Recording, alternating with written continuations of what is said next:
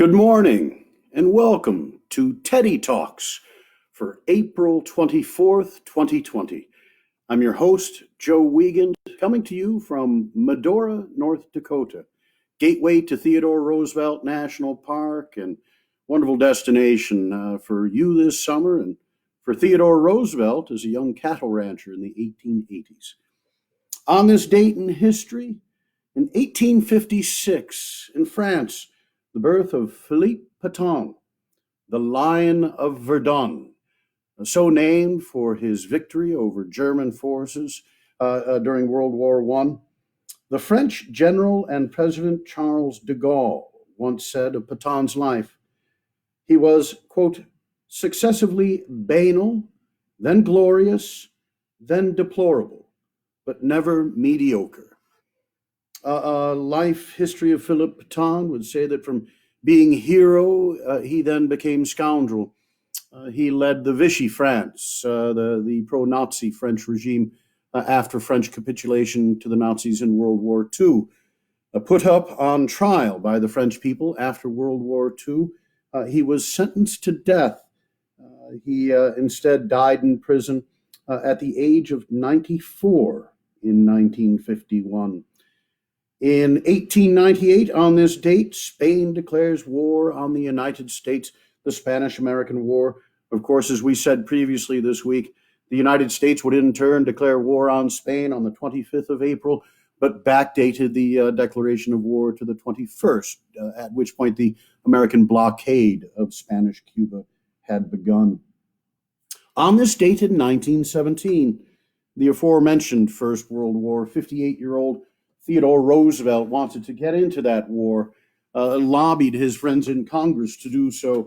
And so on this date, April 24th, 1917, the United States having declared war against Germany, a draft bill was moving through the United States Congress, especially in the Senate. And by draft, I mean a conscription bill to draft soldiers and sailors into the service of the United States. Senator Harding of Ohio was found to be the vehicle to offer an amendment to add 4 volunteer divisions to be raised in the country and sent to France. And of course, everyone knew that this meant one of those divisions would be led by Theodore Roosevelt. Theodore Roosevelt's lifelong friend, Senator Henry Cabot Lodge, and he, ranking minority member of the Foreign Relations Committee, a Democratic majority then in the Senate. Senator Henry Cabot Lodge, in favor of the amendment offered that day by Harding, said of Roosevelt, quote, he is known in Europe as is no other American. His presence there would be a help and an encouragement to the soldiers of the Allied nations. For heaven's sake, is there any reason why he should not be given an opportunity if he desires to give his life for what he regards as the most sacred of all causes? Later in May of 1917, Theodore Roosevelt would be informed of Wilson's decision formally to reject his offer to raise one of these divisions, Roosevelt already having done much of the work of recruiting the leadership of that division. And it was then that the French president, Clemenceau, Georges Clemenceau, he published an open letter to Wilson when Wilson's decision had been made public, very violative probably of all the protocols of diplomacy, and instead published this letter for the world to consume. And he said therein,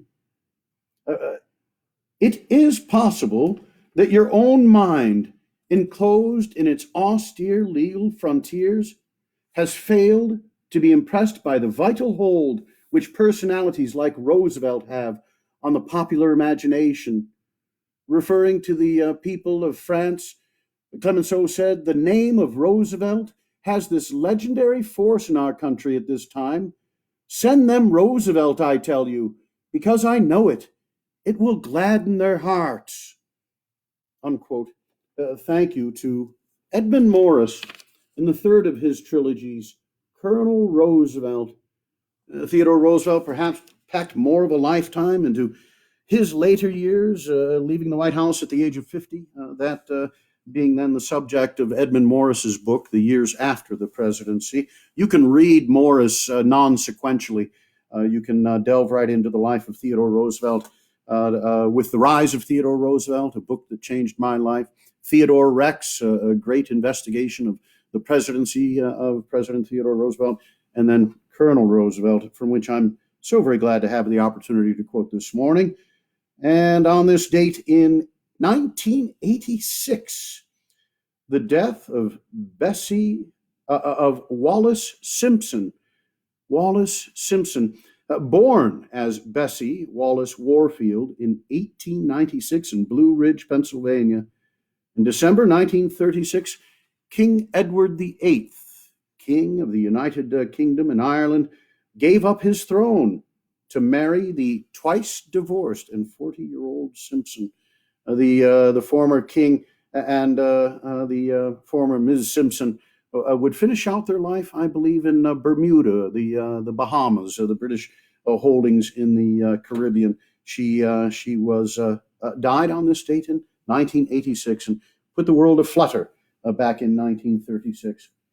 Today, visits with Theodore Roosevelt to Yellowstone in 1903, and we'll get deeper into the national parks and the role of Yellowstone in those national parks. But I often ask audiences during live performances, I'll ask, what was our first national park? And thank goodness some still know that it's Yellowstone, the first national park open to the public in the world, leading the movement for national parks around the world, but legislated by Congress, signed into law by the president in 1872.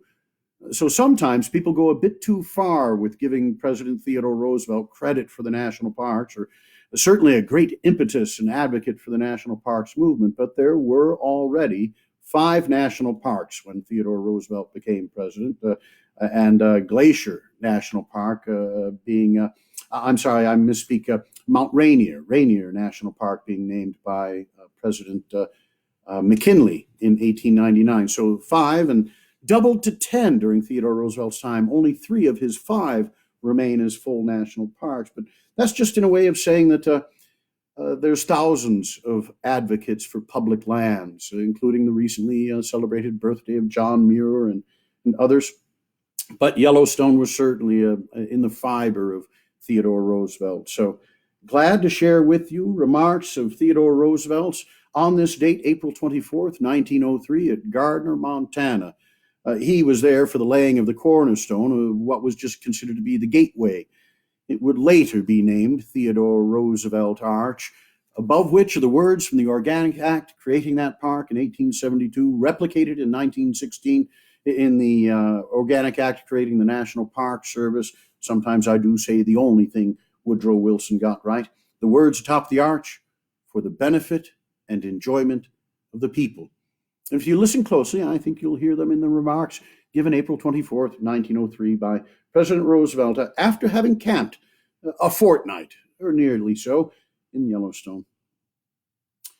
Mr. Mayor, Mr. Superintendent, and my fellow citizens, I wish to thank the people of Montana generally, those of Gardiner and Cinnabar especially, and more especially still, all those employed in the park, whether in civil or military capacity, for my very enjoyable 2 weeks holiday.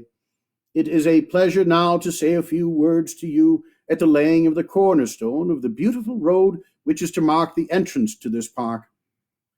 The Yellowstone Park is something absolutely unique in the world, so far as I know.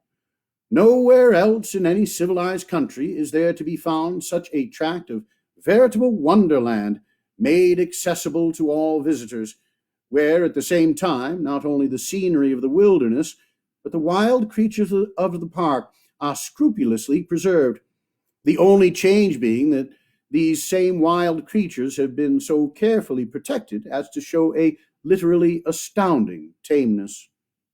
The creation and preservation of such a great natural playground in the interest of our people as a whole is a credit to the nation, but above all a credit to Montana, Wyoming, and Idaho. It has been preserved with foresight. The scheme of its preservation is noteworthy in its essential democracy. Private game preserves, though they may be handled in such a way as to be not only good things for themselves, but good things for the surrounding community, can yet never be more than poor substitutes, from the standpoint of the public, for great national playgrounds such as this Yellowstone Park. This park was created and is now administered for the benefit and enjoyment of the people. The government must continue to appropriate for it, especially in the direction of completing and perfecting an excellent system of driveways. But already its beauties can be seen with great comfort in a short space of time and at an astoundingly small cost, and with the sense on the part of every visitor that it is in part his property, that it is the property of Uncle Sam and therefore of all of us.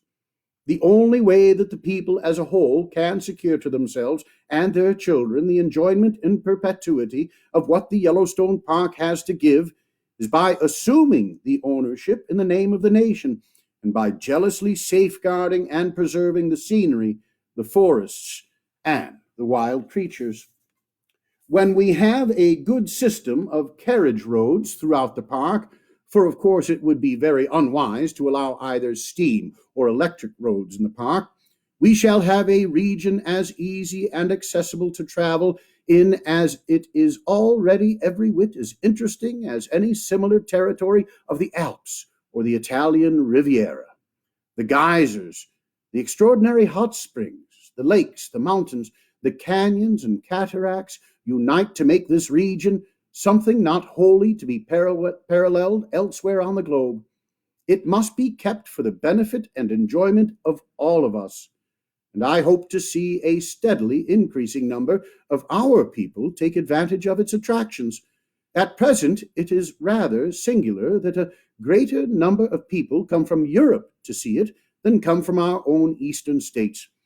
The people nearby seem awake to its beauties, and I hope that more and more of our people who dwell far off will appreciate its really marvelous character. Incidentally, I should like to point out that sometime people will surely awake to the fact that the park has special beauties to be seen in winter, and any hardy man who can go through it in that season on skis will enjoy himself as he scarcely could elsewhere. I wish especially to congratulate the people of Montana, Wyoming, and Idaho, and notably you of Gardiner and Cinnabar and the immediate outskirts of the park, for the way in which you heartily cooperate with the superintendent to prevent acts of vandalism and destruction. Major Pitcher has explained to me how much he owes to your cooperation and your lively appreciation of the fact that the park is simply being kept in the interest of all of us, so that everyone may have the chance to see its wonders with ease and comfort at the minimum of expense. I have always thought it was a liberal education to any man of the East to come West. He can combine profit with pleasure if he will incidentally visit this park, the Grand Canyon of the Colorado, and the Yosemite, and take the sea voyage to Alaska. Major Pitcher reports to me, by the way, that he has received invaluable assistance from the game wardens of Montana and Wyoming, and that the present game warden of Idaho has also promised his hearty aid.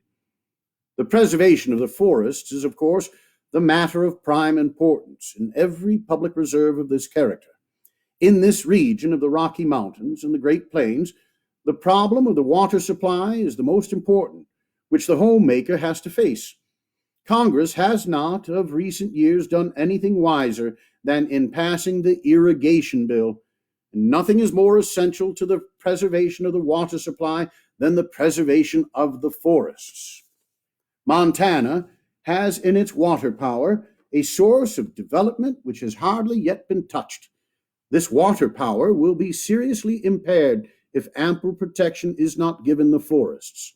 Therefore, this park, like the forest reserves generally, is of the utmost advantage to the country around from the merely utilitarian side. But of course, this park, also because of its peculiar features, is to be preserved as a beautiful natural playground. Here, all the wild creatures of the old days are being preserved, and their overflow into the surrounding country means that the people of the surrounding country, so long as they see that the laws are observed by all, will be able to ensure to themselves and to their children and to their children's children much of the old-time pleasure of the hardy life of the wilderness and of the hunter in the wilderness. This pleasure, moreover, can, under such conditions, be kept for all who have the love of adventure and the hardihood to take advantage of it, with small regard for what their fortune may be. I cannot too often repeat that the essential feature in the present management of the Yellowstone Park, as in all similar places, is its essential democracy. It is the preservation of the scenery, of the forest, of the wilderness life, and the wilderness game for the people as a whole, instead of leaving the enjoyment thereof to be confined to the very rich who can control private reserves. I have been literally astounded at the enormous quantities of elk and at the number of deer, antelope, and mountain sheep which I have seen on their wintering grounds, and the deer and sheep in particular are quite as tame as range stock. A few buffalo are being preserved. I wish very much that the government could somewhere provide an experimental breeding station of crossbreeds between buffalo and the common cattle. If these crossbreeds could be successfully perpetuated, we should have animals which would produce a robe quite as good as the old buffalo robe with which 20 years ago everyone was familiar. And the animals, moreover, which would be so hardy that I think they would have a distinct commercial importance. They would, for instance, be admirably suited for Alaska, a territory which I look to see develop astoundingly within the decade or two, not only because of its furs and fisheries, but because of its agricultural and pastoral possibilities. There, the remarks conclude. Interesting that these remarks at Yellowstone conclude with some elaboration on the idea of crossbreeding the bison and the cattle. Some of Theodore Roosevelt's ideas, the modern conservationists certainly might look a little askew or askance. The whole concept of the irrigation bill, damming rivers, hydropower, irrigation. Some on the far extremes of the environmental movement would find that to be not the proper sort of progress. And Theodore Roosevelt can be found guilty of advocating such popular ideas as draining the Everglades. Well, you wanted to get rid of the mosquitoes and get more cattle grazing ground, right? Now we have a modern scientific understanding of what a crime it would be to drain the Everglades and that sort of thing. But in this regard, interesting, I have not looked into how well the crossbreed of these two species has done. My own sense is that actually it's something that is increasingly something we attempt to prohibit or inhibit, at least, though I understand the bison out west, a great deal of it has a bit of cattle gene in it as well. On this date, April 24th, 1906, remarks by the president in Annapolis, Maryland, at the Naval Academy. The remains of John Paul Jones, brought back to the United States from France. The relationship with France during that Revolutionary War, during which the Scott-born John Paul Jones showed himself heroic, a captain in the United States Navy, and serving most famously on September 23rd, 1779, off the coast of Yorkshire, on the Bonhomme Richard. That's a French gift, a great battleship laid down in 1765 under another name, renamed when gifted to the nascent United States. Bonhomme Richard, named in honor of the very popular in France Benjamin Franklin and his Poor Richard's Almanac. The famous words to be quoted by President Roosevelt in regards to the fight with the Serapis, his audience certainly would have known. The Bonhomme Richard sank in that battle, but not before from that ship, and with the aid of another ship, John Paul Jones had not surrendered, but rather captured the tormentor in this battle and rowed away carrying his flag now aboard the Serapis, which you'll hear.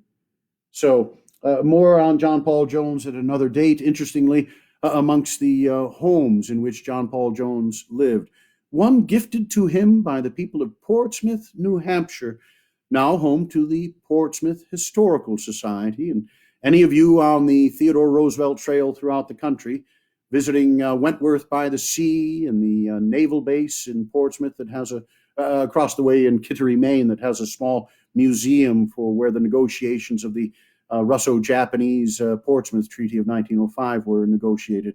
You must stop by the home of John Paul Jones. Some great history comes to life at that institution. April 24th, 1906.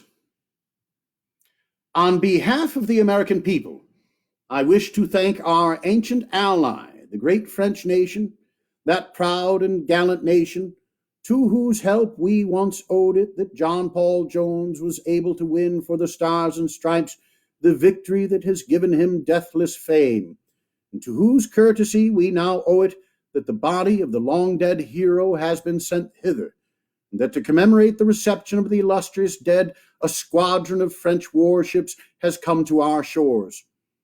The annals of the French Navy are filled with the names of brave and able seamen, each of whom courted death as a mistress when the honor of his flag was at stake. And among the figures of these brave men there loom the larger shapes of those who, like Tourville, Duquesne, and Bailly de Suffren, won high renown as fleet admirals, inferior to none of any navy of their day in martial prowess.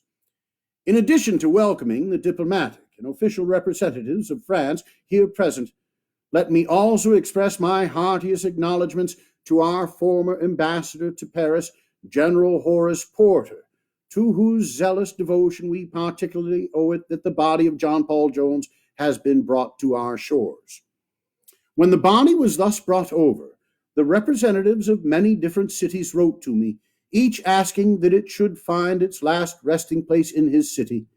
But I feel that the place of all others in which the memory of the dead hero will most surely be a living force is here in Annapolis, where year by year we turn out the midshipmen who are to officer in the future the Navy, among whose founders the dead man stands first. Moreover, the future naval officers who live within these walls will find in the career of the man whose life we this day celebrate not merely a subject for admiration and respect, but an object lesson to be taken into their innermost hearts. Every officer in our Navy should know by heart the deeds of John Paul Jones. Every officer in our Navy should feel in each fiber of his being the eager desire to emulate the energy, the professional capacity, the indomitable determination, and dauntless scorn of death which marked John Paul Jones above all his fellows. The history of our Navy, like the history of our nation, only extends over a period of a century and a quarter, yet we already have many memories of pride to thrill us as we read and hear of what has been done by our fighting men of the sea, from Perry and McDonough to Farragut and Dewey. These memories include brilliant victories, and also, now and then, defeats, only less honorable than the victories themselves. But the only defeats to which this praise can be given are those where, against heavy odds, men who have stood to the death in hopeless battle. It is well for every American officer to remember that while a surrender may or may not be defensible, the man who refuses to surrender need never make a defense.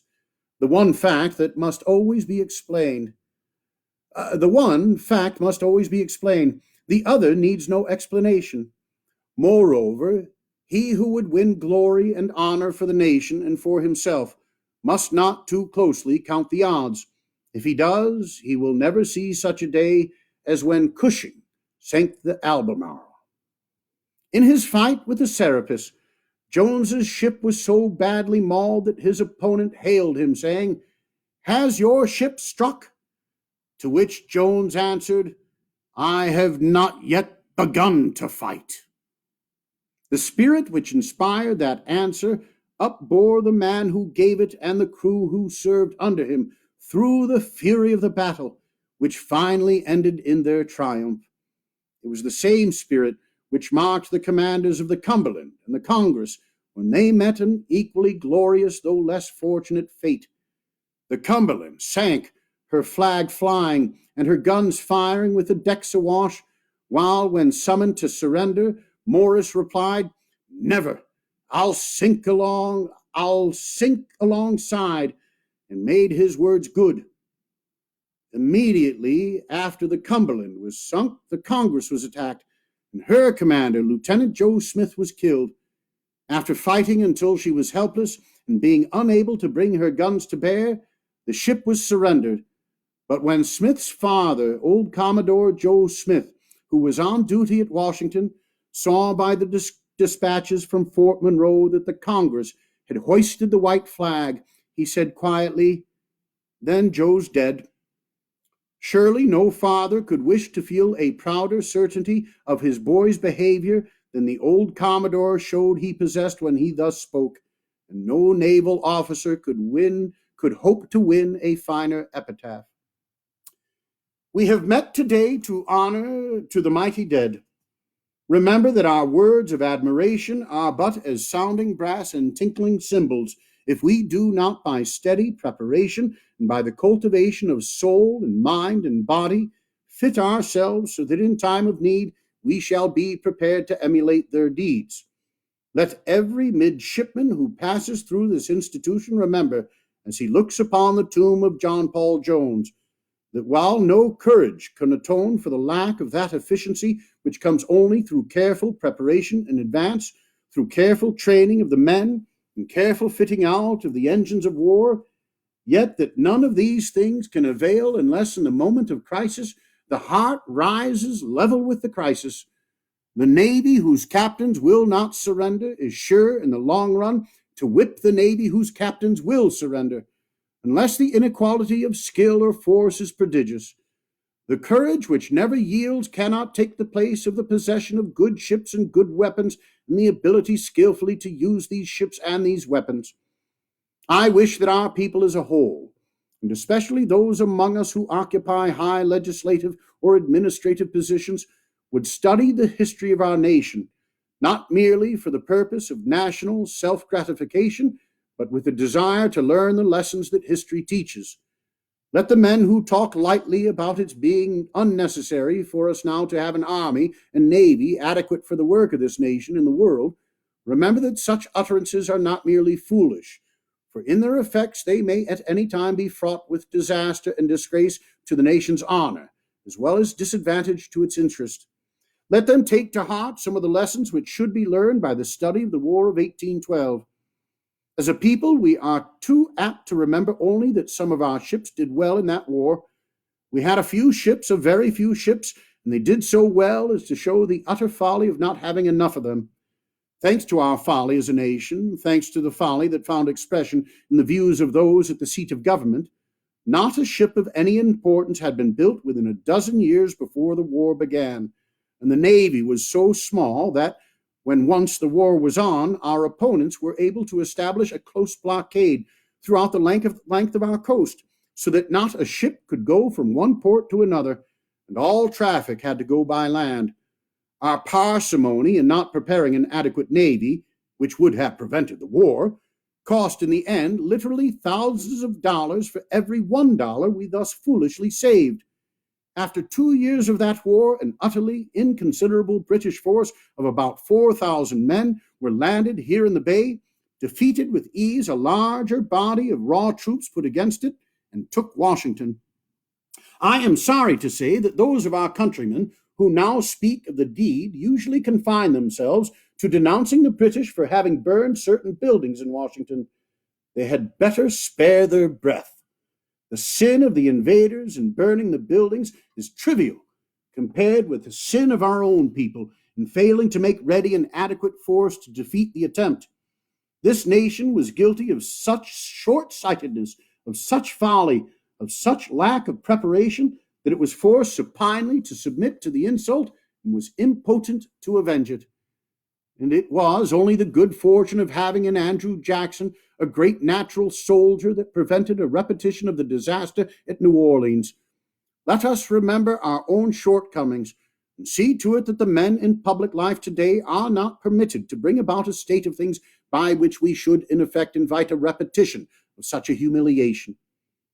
We can afford as a people to differ on the ordinary party questions, but if we are both far-sighted and patriotic, we cannot afford to differ on the all-important question of keeping the national defenses as they should be kept, of not alone keeping up, but of going on with building up of the United States Navy, and of keeping our small army at least at its present size, and making it the most efficient for its size that there is on the globe. Remember, you here who are listening to me, that to applaud patriotic sentiments and to turn out to do honor to the dead heroes who by land or by sea won honor for our flag is only worthwhile if we are prepared to show that our energies do not exhaust themselves in words. If we are prepared to show that we intend to take to heart the lessons of the past and make things ready so that if ever, which heaven forbid, the need should arise, our fighting men on sea and ashore shall be able to rise to the standard established by their predecessors in our services of the past. Those of you who are in public life have a moral right to be here at this celebration today only if you are prepared to do your part in building up the Navy of the present. For otherwise you have no right to claim lot or part in the glory and honor and renown of the Navy's past. So much for what we in civil life outside of public office and within it are to do for you and must do for you in the Navy. So let you in the Navy remember that you must do your part. You will be worthless in war if you have not prepared yourselves for it in peace. You will be utterly unable to rise to the needs of the crisis if you have not, by long years of steady and patient work, fitted yourselves to get the last ounce of work out of every man, every gun, and every ship in the fleet. If you have not practiced steadily on the high seas until each ship can do its best, can show at its best, alone or in conjunction with others in fleet formation. Remember that no courage can ever atone for lack of that preparedness which makes the courage valuable. And yet, if the courage is there, if the dauntless heart is there, its presence will sometimes make up for other shortcomings, while if with it are combined the other military qualities, the fortunate owner becomes literally invincible. Theodore Roosevelt. The body of John Paul Jones had been buried in Paris. After serving for the United States, a soldier of fortune, John Paul Jones became an admiral in the Russian Navy. And his burial in France, eventually the grave went unknown. And so when Ambassador Porter is lauded by President Roosevelt, it's for the fact that that ambassador was charged by Roosevelt with locating, finding that grave. The remains were found by medical examination, wounds sustained by scabbard and sword, that the body was properly identified. If you have a chance to visit the chapel in Annapolis, Maryland, at the Naval Academy, I'm sure that eventually they'll have open hours for the public again. Go into the basement of the chapel first. Take some time in the quietude of that chapel to give thanks for the United States Navy. A great depiction of Farragut in the Battle of Mobile Bay, a south-facing stained glass window, very awe-inspiring. And then down in the quietude of the chapel, beautiful marble and brass to my recollection, and all sorts of remembrances of the service of John Paul Jones. We've got battles ahead. Perhaps we can all be inspired. I have not yet begun to fight. Oh, I'm getting a good start. I'm getting warmed up. These Teddy Talks are going to proceed. Hopefully get a lot better from my end. Thanks for your patience with me. Tomorrow, April 25th, a celebration of the anniversary on that date in 1947, thanks to the long, hard efforts of Congressman William Lemke of Fargo, North Dakota. President Harry S. Truman signed into law the creation of the South, what today we know as the South Unit, then named Theodore Roosevelt National Memorial Park. So we've got something to celebrate here. And when the park opens up again, May 9th, and for the time thereafter, I hope that you'll come and visit the park where Theodore Roosevelt, throughout that region, at his ranch, the Elkhorn, which is part of the park, he said, it's where the romance of his life began. All the best from Medora, North Dakota. See you tomorrow on Teddy Talks.